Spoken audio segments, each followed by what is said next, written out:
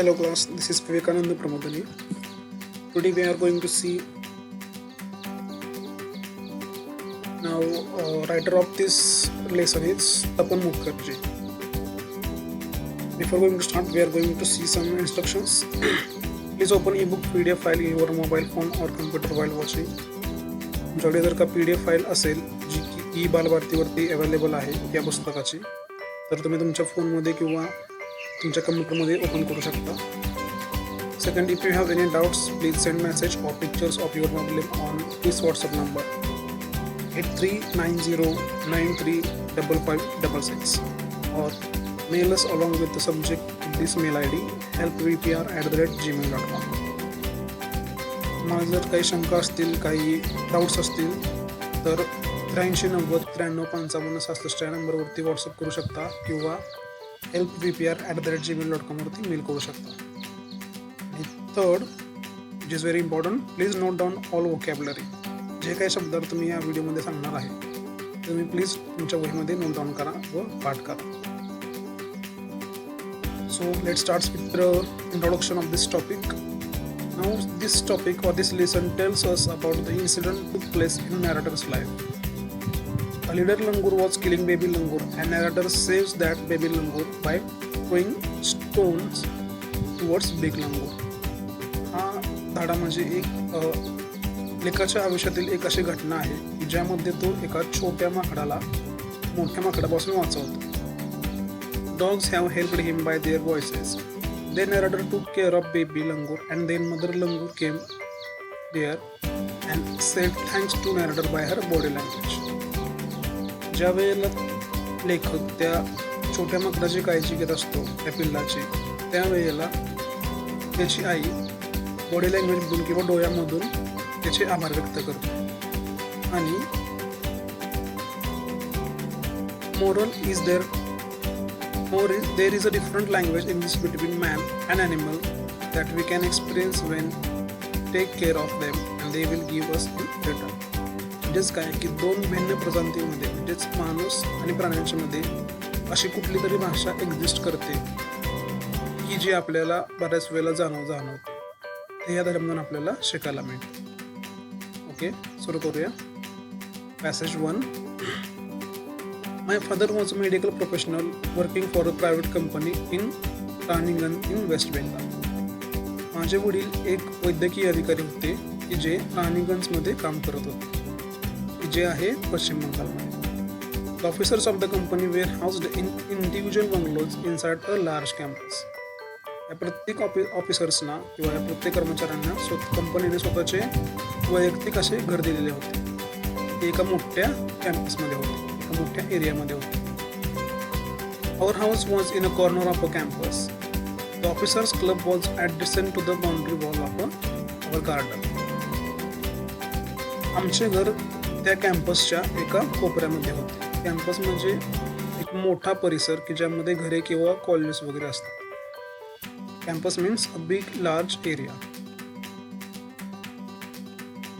The officers' club was adjacent to the boundary wall of our garden. The compound was luxurious with green grass, colorful flowers, and a host of tall, majestic trees. आता ह्यामध्ये त्यांनी वर्णन केलेलं आहे की तो जो काय भाग होता त्या परिसराची भिंत म्हणजेच कंपाऊंड त्याच्या शेजारी होती आणि त्यामध्ये भरपूर अशा प्रकारचे खूप असं गवत, भरपूर भिन्न भिन्न प्रकारचे फुले, रंगीबेरंगी फुले वगैरे आणि खूप मोठे मोठे झाडं होते. The seasonal vegetables in the kitchen gardens of the households are magnificent trees constantly attracted squirrels and many species of the birds.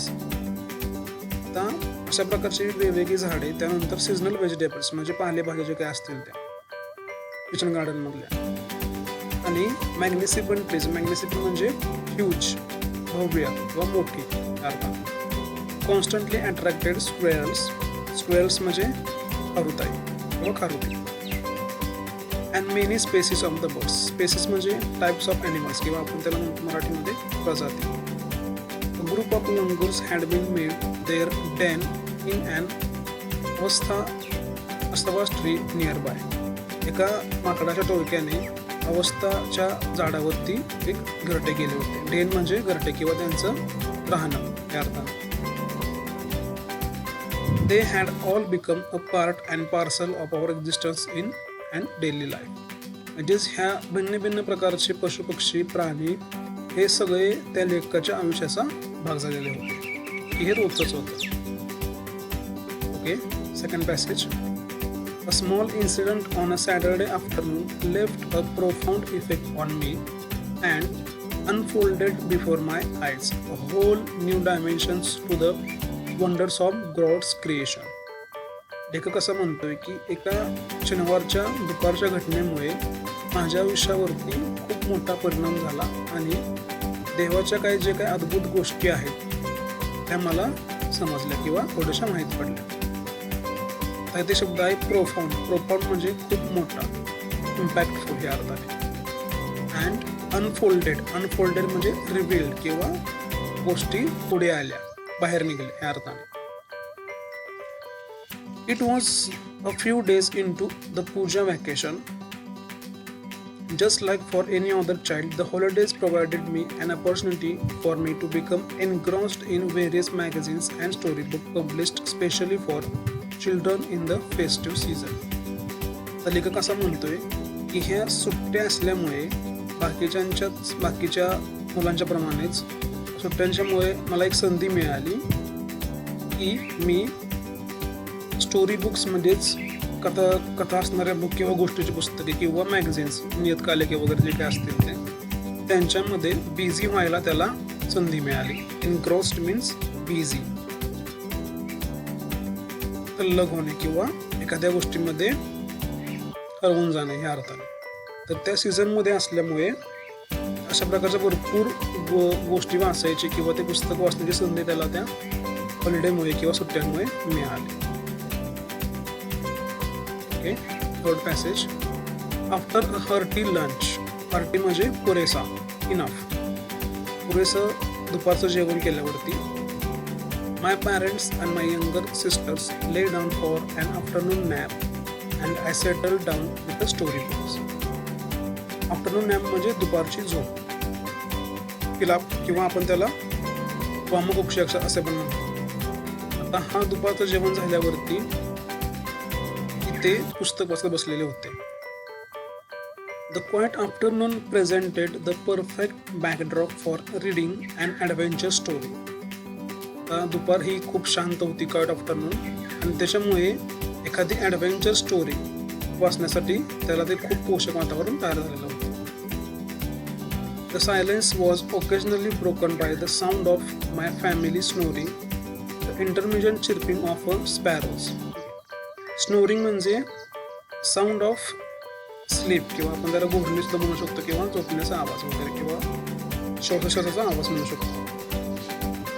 Intermittent chirping म्हणजे किलबिल, साऊंड ऑफ स्पॅरो और साऊंड ऑफ बर्ड्स, चिरपिंग, किलबिल, पक्ष्यांची किलबिल. तर अशा या शांत दुपारच्या वेळामध्ये फॅमिलीचा झोपण्याचा आवाज किंवा घोरण्याचा आवाज आणि पक्ष्यांची मधूनच किलबिल किंवा the Harsh cawing of a crow, the shrill call of kite flying high above the ground. कावळ्याचा कर्कश आवाज, श्रील म्हणजे कर्कश, किंवा एखाद्या किड्याचा आवाज अधूनमधून येत होता. Minutes ticked by, I become deeply absorbed in the book. Absorbed म्हणजे हरवून जाणे, deeply engrossed we can say, or to be focused in something, एखाद्या गोष्टीमध्ये हरवून जाणे. तर अशा या वातावरणामध्ये लेखक पुस्तकामध्ये खूप हरवून गेला किंवा त्यामध्ये खूप तो तल्लीन झाला. Okay, passage number 4. Suddenly, I heard a group of street dogs barking furiously in the distance. एवढ्यामध्ये त्याला कुत्र्यांच्या एका घोळक्याचा भुंकण्याचा आवाज ऐकू आला थोड्या अंतरावरती. I chose to ignore the commotion, thinking that the pack of dogs might have cornered a hapless pig. Hapless means helpless किंवा दुर्दैवी या अर्थाने. लेखकाला असं वाटलं की कदाचित त्या सगळ्या कुत्र्यांनी एखाद्या दुर्दैवी डुकराला एखाद्या कोपऱ्यामध्ये घेतला असेल. But soon the barking became louder and more aggressive, and the alarm, the cawing of a flock of crows added the cacophony. Aggressive म्हणजे वाढणारा किंवा ग्रोईंग वेगामध्ये. And along the flock of crows, flock म्हणजे थवा, group. And कोकोफनी म्हणजे कावळ्यांचा कर्कश आवाज, त्याला आपण कॅकोफनी म्हणतो. तर कुत्र्यांचा आवाज हळूहळू वाढायला लागला. त्याच्यामध्येच कावळ्यांच्या एका थव्याने कोकोफनी ॲड केली, म्हणजे कावळ्यांचा आवाज एका सुरात यायला लागला. I also heard the disturbance approaching closer. आणि त्याला हे पण समजलं किंवा त्याला हे पण लक्षात आलं लेखकाला की हा जो आवाज आहे हा आवाज आपल्याकडे हळूहळू येत आहे, जवळजवळ येत आहे. Curiosity got the better of me. Curiosity got the better of me. Better of me म्हणजे आपल्यावरती हावी होणे. हा एक प्रकारचा वाक्यप्रचार आहे, got the better of me. जिज्ञासा त्याच्यावरती हावी झाली, म्हणजे लेखकाला असं वाटलं की हे कशामुळे होत असेल, काय कारण असेल की ह्यामुळे आवाज येतो. Leaving the book aside I rushed to the veranda to see what was going on. लेखकाने पुस्तक बाजूला ठेवले आणि तो लगेच वरांडाकडे पळाला हे बघायला की नक्की काय सुरू आहे. Okay, passage 4. I glanced towards the roof of the clubhouse and saw something horrible. The glance म्हणजे move quickly, खूप वेगामध्ये जाणे. लेखक खूप वेगामध्ये क्लब हाऊसच्या वरांड्यापाशी आला, छतापाशी आला आणि त्याने एक भयंकर दृश्य बघितलं. A big male langur, apparently the leader of its group, was holding a baby langur in its hands and mercilessly beating it all over with the defiant intent to kill. त्यानं काय बघितलं तर एक खूप मोठं माकड की जे त्या ग्रुपचं किंवा त्या घोळक्याचं मोरक्या होता, त्याने एका छोट्या माकडाला पकडलेलं होतं आणि तो मर्सिलेसली म्हणजेच निर्दयीपणे त्या छोट्या माकडाला चावत होता आणि मारत होता. त्याचा उद्देश हाच होता की त्याला जीव मारायचा, इंटेंट टू किल म्हणजेच काय, जीव मारण्याचा उद्देश. The helpless mother of the baby langur and other lesser members of a langur group was scattered on a roof of a building nearby, watching the baby langur being killed. बिचारी दुर्दैवी त्या छोट्या माकडाची आई, त्या पिल्लाची आई आणि त्या घोळक्यातले बाकीचे खालचे सदस्य सगळीकडे पसरलेले होते त्या झाडावरती. स्कॅटर्ड म्हणजे पसरलेले.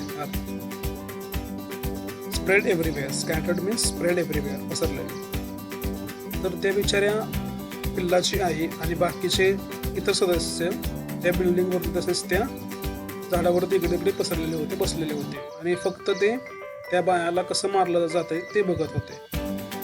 I recalled the terrible custom in animal clan according to the which a dominant male usually does not allow another male baby or adult to survive within its group. तर इथं कस्टम म्हणजे रूढी किंवा परंपरा आणि clan म्हणजे कुळ किंवा जात. तर लेखकाला त्यावेळेला एक अशी परंपरा किंवा असे एक कस्टम आठवले की ज्यामध्ये प्राण्यांच्या कुळामध्ये जो काही एक नर असतो की जो त्या ग्रुपचा किंवा त्या घोळक्याचा मोरक्या असतो, तो शक्यतो दुसऱ्या नराला जगून देत नाही. हे बऱ्याच प्राण्यांच्या मध्ये चालतं आणि हेच त्या लेखकाला आठवलं. ओके, इथे आपण हा व्हिडिओ थांबवतोय. ह्या व्हिडिओचा पार्ट 2 दुसऱ्या व्हिडिओमध्ये असेल.